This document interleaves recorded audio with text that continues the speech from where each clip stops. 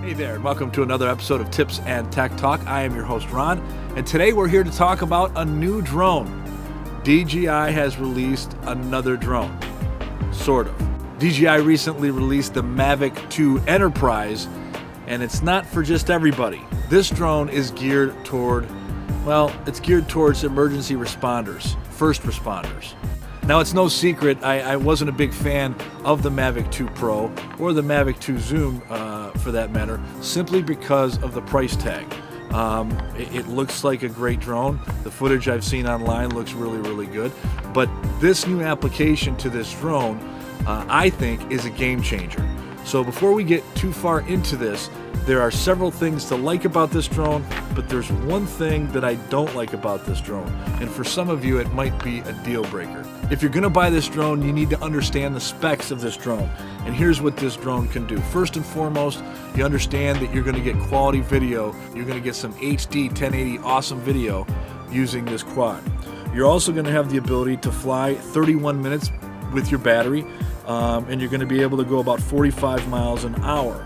In addition, a self-heating battery developed specifically for the Mavic 2 Enterprise will allow the drone to perform reliably in adverse weather conditions as low as 10 below Celsius, 14 degrees Fahrenheit. You also get 24 gigabytes of onboard storage, DJI AirSense, and this drone is compatible with, of course, the DJI Pilot mobile app, which is very user-friendly. The Mavic 2 Enterprise uses the same Mavic 2 Zoom 1/2 12 megapixels CMOS sensor that is stabilized by a 3-axis gimbal. The camera also has a 2-time optical and 3-time digital zoom capability. Some of these accessories that you can get with the Mavic 2 Enterprise is a spotlight, a dual spotlight with a brightness of 2400 lumens. It's great for nighttime missions, low light areas. The spotlight is ideal for search and rescue as well as inspection applications. So that spotlight really comes in handy if you need to fly at night. It also comes with a speaker, a loudspeaker with a maximum projection of 100 decibels. And it lets pilots play up to 10 custom voice recordings on demand, providing a communications channel to nearby individuals that can be critical during life-saving emergency operations. Another accessory that you can get with the Enterprise is a beacon. This is designed with U.S. federal FAA night waiver standards in mind. The beacon will feature a bright flashing strobe visible from 3 miles away. So again, another tool that can be used to save lives and cut down on time and let people know that help is on the way. The Mavic 2 Enterprise also comes equipped with DJI's AirSense technology, which helps improve pilot situational awareness and enhance airspace safety.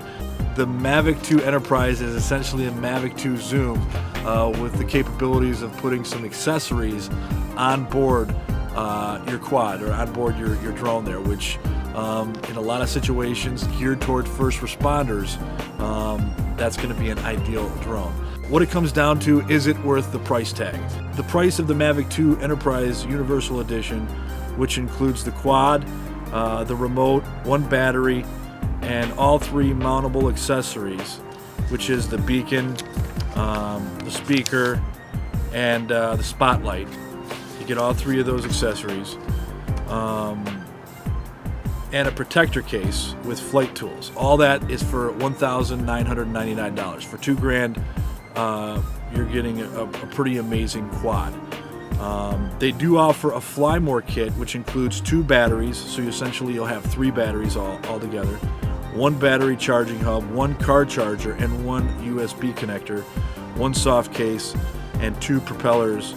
And that Fly More kit will be an additional $419. So essentially for $2,400 plus, you're going to get the Mavic 2 Enterprise and the Fly More kit, which is probably the best way to go, is to buy it in the kit. You're going to save money in the long run. So at the beginning of the video, I mentioned that there were several things that I liked. You've heard about those. And I said there was one thing that I didn't like. If you're near an airport, the drone won't take off regardless of whether you have FAA permission or not. You have to get special permission and get an unlock code from DJI, and who knows how long that could take. So despite all the great things that are on this drone geared toward first responders and emergency responders, that geofencing inside all DJI drones, including this one, could cause problems. So be advised of that if you are a law enforcement agency or a first responders agency thinking about buying this drone. Understand that the geofencing inside the drone will also be in the Mavic 2 Enterprise. So I hope you found this video informative.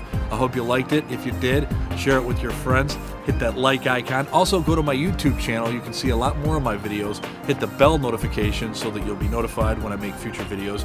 And of course, you can see more of my work at my website. Go there at ronrobinsonstudios.com. Thanks for joining us. We'll see you next time for another episode of Tips and Tech Talk. So long.